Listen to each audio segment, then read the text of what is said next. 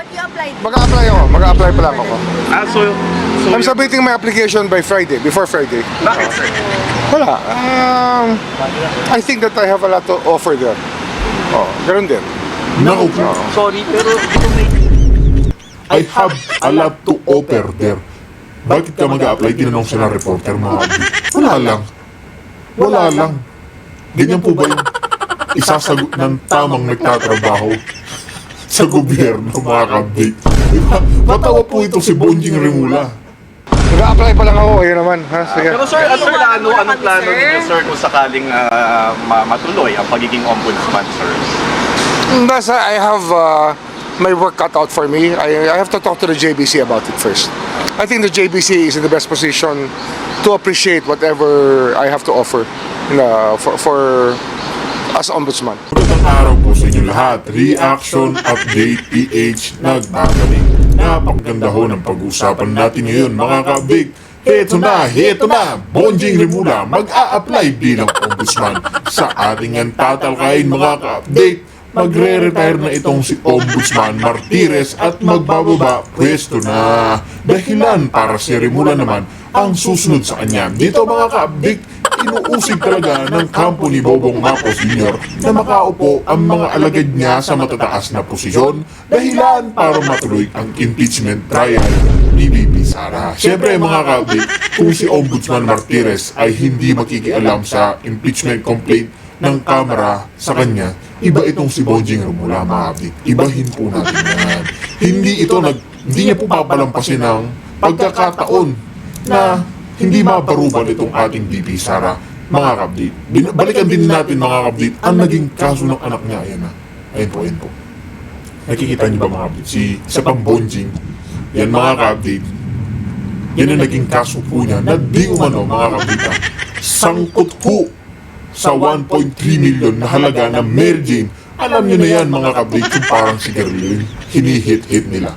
Ayan na, mga kabdit. Nahuli sa NAIA na ipinalabas nilang sinet up ang anak niya at hindi raw umano nila alam na darating na hindi daw umano nila alam na may darating na ganyang parcel na ganoon nga yung laman. Ang masaklap dyan, mga kabdit, natatandaan po ba nyo, ang humuli sa kanya, siya ang sinibak sa pwesto. Pero samantalang itong anak ni Rimula, nakalusot po siya sa kaso. Diba? Ganyan po kalakas ang kapangyarihan ng isang nagtatrabaho sa gobyerno, lalo na pag sa administrasyon ni Bobong Marcos Jr. Tapos kilala ang pangalan mo, kaya mo pagtakpan lahat ng mga nadadawit sa mga anak mo o kaya kamag-anak mo. Ganyan ang mga abuso sa kapangyarihan, mga kapdig, na hindi naman talaga nagsisilbi sa ating bayan. Tapos, mga kapdig, balak pang mag-apply bilang ombudsman nitong si Bonjing Rimula.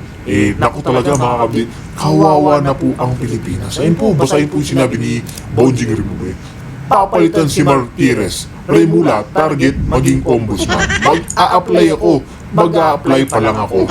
I'm submitting my application by Friday. Before Friday, I think I have a lot to offer there. Ayan, mga kablit, ano ba yung o-offer nito? Siyempre, o-offer niya yan na hindi matuloy o matuloy pala ang impeachment ni VP Sara. Yan po yung pinakapunod dulo niya. Ngayon, mga kabdit, panoorin natin yung magiging pahayag ni Bonjing Rimula. But you applied. Mag-a-apply ako. Mag-a-apply pa lang ako. So I'm submitting my application by Friday, before Friday. bakit, sir? Wala. I think that I have a lot to offer there. Oh, ganun din.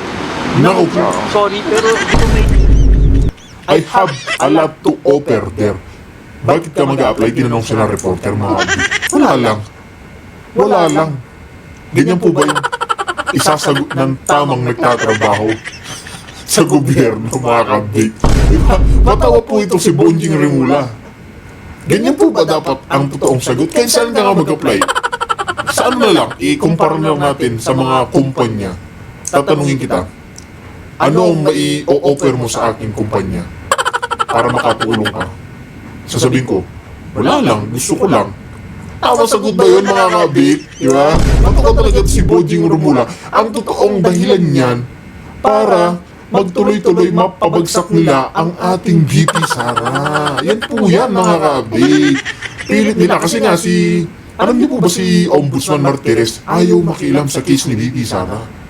Ayaw niya pong pakialaman yan dahil walang sapat na ebidensya. Pero ngayon, pag nakaupo itong si Bonjing Rimula bilang ombudsman, naku po, gagawa na yan ng palusot at katarantaduang ebidensya para talaga ma-impeach siya at natanggal sa pagka-vice presidente. Di ba? Napaka-hayop na mga taong ito ni Marcos Jr. Hindi ko alam bakit ganyan ang trato nila sa pamilya ni Pangulong Duterte. Samantalang itong si Pangulong Duterte, tinrato niya itong tatay nila Bongbong Marcos bilang bayani. Ipinalibing niya pa mga kapdi, di ba? Tapos ganyan igaganti nila, di ba? Napakawalang hiya po talaga nitong admin ni Bongbong Marcos. May final pong complaint sa inyo si Senator. Okay lang yun. The JBC can always evaluate that properly. Pero hindi naman po yun conflict na. I don't think so. I don't think so. Sir, kung sakali pong matanggap yung inyong application or matanggap kayo for the position, meron ba kayong list of names na i-refer kay Pangulo na pwedeng pumalit sa inyo? Meron ba kayong... Meron. Sino, sir? Ano yan? Madali na yun. Saka na. Ilan, sir? Ilan? Saka na. Nakita niyo po mga kapdi, ganyan po sila kalupit. Nakakatawa po itong taon to. Eh ngayon, justice na po siya, di ba? Nasa justice na po siya. Ngayon, meron na pala siyang kapalit. Meron na nakaabang sa kanya. Kilala niya, mga talagang dikit-dikit po yung mga nilalapag ni Bongbong Marcos Jr. Di ba? Mga tauhan po talaga nila na para tuloy-tuloy ang pagpapabagsak sa pamilyang Duterte at kina Apollo Kibuloy, kina Pastor Kibuloy. Talagang mga hinayupak itong mga taong ito, mga kabig. Pag-usapan yan. Pag-usapan. Shortlist. That's very speculative. Nag-a-apply pa lang ako. Ayun naman. Ha? Sige. Pero sir, Sir, iwanan mo na anong kami, plano sir. ninyo, sir, kung sakaling matuloy ang pagiging ombudsman, sir? I have my work cut out for me. I have to talk to the JBC about it first. I think the JBC is in the best position to appreciate whatever I have to offer for as ombudsman. Sir, sa meeting sa Bungero, si alias Totoy, nagpasa na po ba ng affidavit sa inyo? Statement, meron akong nabasang statement. I don't know if it's an affidavit, parang hindi pa siya fully sworn. Wala akong nakitang pirma sa nabasa ko. But he must probably have one already. Magkikita po ba kayo? Nakaschedule po? Hindi, wala naman kami scheduled today. Wala na kami scheduled. I think that I have no idea. Sir, ano po yung napag-usapan dun sa case conference last week? Hindi lang yung mga kailangan gawin ng police pa na verification and validation of data. So, lumulutang yung pangalan ni Gretchen Pareho doon sa mismo sa Bungero. May ganun ba? I cannot comment on that yet. Kasi we have to, sabi ko nga, we have to validate a lot of data. Pero may ganung info din kayo na may artista ka na sa phone. More than that, marami pa. There are others. So, Iba pang artista? basta, there are others. Kamusta yung coordination nyo with Japan tungkol dun sa Taal Lake? Hindi, sumulat pa lang kami. We just wrote. Wala pang... Tutulong ng ROV, but I think we'll be able to get equipment from the Bureau of Mines sa Geosciences. Dito sa DNR, Sarili meron din sila. May sarili tayo. Pero we still need mapping facilities. Kailangan mamapa natin. May timeline ba kayo dun, sir? Kailan nyo target? As soon as possible. Alam mo naman, DOJ, the deadline is always yesterday. There's never a timeline that's enough for anybody. Laging kulang ang oras. Diba? The deadline is always yesterday. Sir, balik ko po sa ombudsman. Gulo nyo naman. Dami kayo eh. Isa-isa lang. Oo. Ombudsman lang, sir. Nasabi niyo na po ba kay President yung plano niyo po? Naparating ko na. I was able to I told a mutual contact that I was very interested. Yan, naparating niya na. Planado na kasi yan, mga ka-update. Tingnan nyo. Diba nakakahiya po yung mga taong yan? Ang kakapal ho ng pagmumuka. Diba? Katindi po mga ka-update. Ngayon mga update, paano na yan? Pagbaba ni Ombudsman Martires, susunod na itong hinayupak mo to. Sigurado naman paluluklukin ni Bongbong Marcos yan. Diba? Sunod naman natin mga ka-update, etong si Tito Soto.